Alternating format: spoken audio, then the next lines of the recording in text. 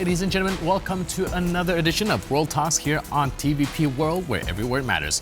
I'm your host, Benjamin Lee, and please join me and my guest on this next interview.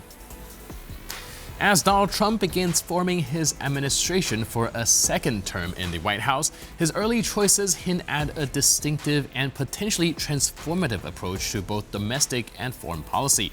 With trusted allies like Susie Wiles and Chief of Staff and high-profile figures like Elon Musk and Robert F. Kennedy Jr. poised for critical roles, Trump's cabinet could signal significant shift in U.S. EU relations and the ongoing support for Ukraine. Joining us today on TVP World to discuss these potential impacts is Professor Alberto Coll from DePaul University College of Law. Hello, sir, and welcome to TVP World. I'm delighted to be with you. So before we dive into the cabinet choices, we do have some breaking information coming out from the Washington Post's Twitter or X account stating that Trump actually has engaged in a phone call from Mar-a-Lago with President Vladimir Putin this Thursday. It's being reported just now, but the discussion seems to center around the situation in Ukraine where Trump calls for de-escalation. Do you have any speculation on some of the details in the topic of discussion? Well, we know that Trump has made it very clear that he wants to bring Russia and Ukraine to the negotiating table. Earlier this week, he already had a call with President Zelensky of Ukraine. Elon Musk was in the room with Trump on that call. And President Trump also assured Zelensky that, to put it bluntly, he was not going to throw Ukraine under the bus, but that Ukraine would have to make some concessions. He's probably talking with Putin at this point about the need for Russia to come to the table, trying to get both parties to sit down. That is all we know at this point. The details obviously remain to be worked out, and those are the difficult ones. Right, and we'll have to see how that develops. Meanwhile, when it comes to Trump's new cabinet choices, can you share your perspective on what this lineup might suggest about Trump's strategic priorities? Well, one thing we know about the potential picks that are being discussed, other than Susan Wiles as his chief of staff, he has not made any announcements about the major posts in the cabinet, though we expect those will be coming out sometime in the next week or two. But the first qualification that they all will have will be loyalty. Donald Trump prizes loyalty a great deal. So he's going to pick only people who in the past have not criticized him and have walked kind of that delicate line of both supporting him while trying to maintain their personal credibility. So here are some of the big names that are being talked about. For the Defense Department, he has already ruled out Mike Pompeo, who had been rumored until very recently to be a very capable nominee for that job. But Mike Pompeo was critical of Donald Trump in the aftermath of January 6th, and Trump does not forgive injuries. So he has ruled him out, and he has also ruled out Nikki Haley. Trump's son also, who has an influence on his father, has tweeted that in his father's cabinet there will be no room for hawks, as he puts it. So, but loyalty will be the first test. Some of the names that have been rumored for the very important position of Secretary of Defense, leading the list is Congressman Mike Waltz from Florida. He's been a congressman for the past 6 years in a very influential Florida district. And from that position, he has overseen a number of very important Defense Department committees. So he knows the Pentagon. He's also a very highly decorated combat veteran and the first Green Beret, the first Army Special Forces officer to serve in Congress. So expect Congressman Waltz to be a leading candidate for the Department of Defense. For the Department of State, one name that is two names are being rumored quite heavily. One is current Tennessee Senator Bill Hagerty, a Trump loyalist, and also Trump's former ambassador to Japan for 2 years in the first Trump administration. And even back then, Trump was already talking about Bill Hagerty as a future Secretary of State. And then, of course, Bill Hagerty ran for the Senate, won, and has been very active in supporting Donald Trump these past 4 years. Another name for Secretary of State would be Robert O'Brien. He served Trump as a very capable national security advisor in the last couple of years of the Trump administration after John Bolton left or was fired.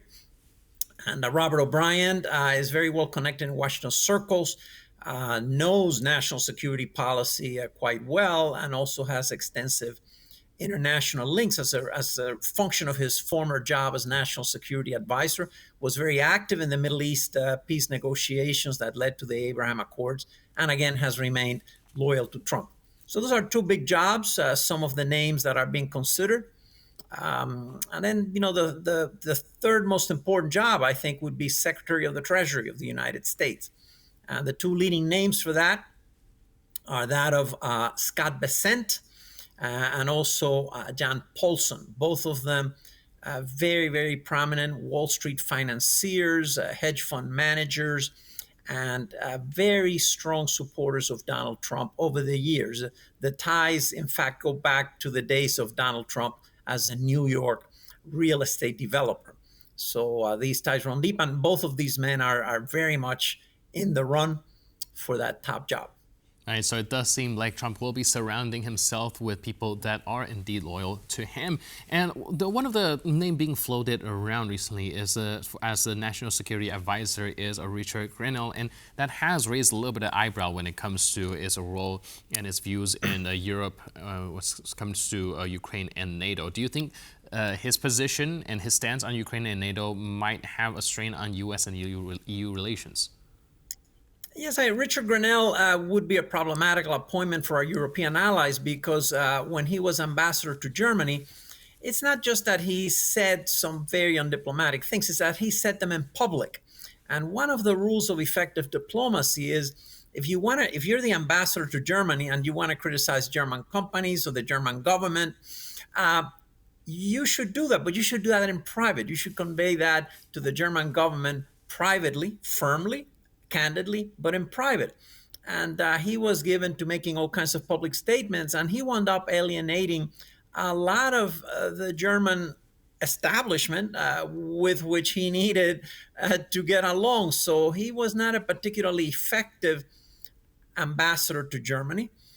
So I don't know that he would be a very effective national security advisor. He served as acting director of national intelligence, but that was only for a few months. Okay, so a couple of other names that are being rumored for the key job of national security advisor are Keith Kellogg. He's a retired lieutenant general who served as chief of staff for national security to Vice President Mike Pence. Very capable, retired military leader. He's 80 years old, but he's a very vigorous 80. And then the other name is Fred Fleitz, who served as John Bolton's chief of staff, also on the National Security Council. So those two names, in addition to that of Richard Grenell, are being bandied about. That's, of course, a key job, and there may be other names for that key job that may also be floated. Right, and I also want to talk about a very influential figure here in the form of Elon Musk, of course, as well. He's mostly supposedly focusing on more domestic stuff with his Department of Government Efficiency, but he's also had this phone call along with Donald Trump when Trump had his discussion with Zelensky. Do you think Musk's involvement might signal a new direction or a different direction when it comes to U.S.-Ukraine policy?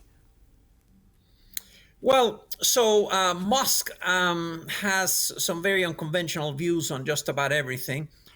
Trump enjoys his company, enjoys bouncing ideas of Elon Musk.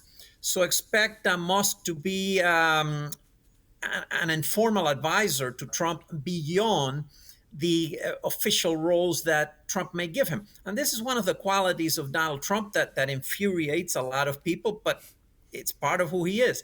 He likes to have many people coming in and out of the Oval Office. He likes to consult people. He likes to throw ideas around. And he likes to pretty much ask questions of all kinds of people that he finds personally interesting and unconventional. And Elon Musk, of course, would be at the top of that list. Now, when we talk about Ukraine, The big question here is, I think the idea that is being talked about in Washington right now, but also in Mar-a-Lago, where a lot of these discussions are already taking place, is the notion of saying to Ukraine, look, the war has now become a stalemate. And to win back those territories that Russia occupies is going to be a tremendously bloody effort that the Western allies really are not prepared to make. Not just the United States, our European allies are not prepared to give Ukraine the levels of assistance that would be necessary to roll the Russians back to their February 2022 position. So, given that reality, the new Trump administration is going to say to Ukraine, look, Russia gets to keep what it has. You don't have to accept it formally, but for now, they will keep that 20% of Ukrainian territory they occupy. And if you don't accept Ukraine, we will not give you more military aid. But then expect Trump to turn to Putin and say, look, you can keep those territories that you have, but if you don't accept that, we will give Ukraine ever greater amounts of military aid so that they can really hit you hard. And that would be the deal. And that would be coupled, by the way, with assurances to Ukraine of very large amounts of U.S. military assistance and also European military assistance so that Ukraine can be secure, so that even if Russia winds up occupying those territories, going forward, Ukraine can be secure, can make it very difficult for Russia in the future to attack Ukraine again. Very costly for Ukraine.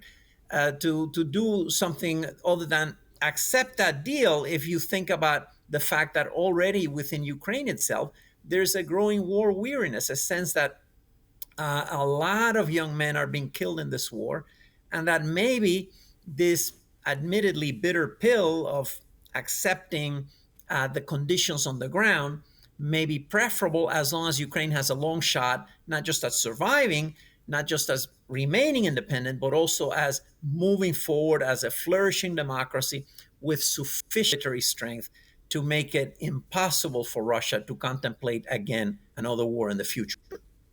Right, and another name that's being floated around as a possible appointment is Marco Rubio as Secretary of State, and he is known for his more hawkish stance on China. Do you think that this approach might impact alliances and trade relation with Europe? It could. Marco Rubio is definitely a leading candidate for Secretary of State and has been one, for the past year. So every single one of these names that I have mentioned in the security realm are China hawks. And in fact, this is one of the issues that's quite common among the Trump advisors. They feel that China is the single biggest security challenge the United States faces. And that's one reason, in their view, why even an imperfect settlement in Ukraine, as long as it leaves Ukraine independent and able to resist any further Russian aggressions, even an imperfect settlement in Ukraine would be acceptable because it would allow the United States to shift not just more attention, but also more military resources to the very severe challenge of containing China in the Pacific.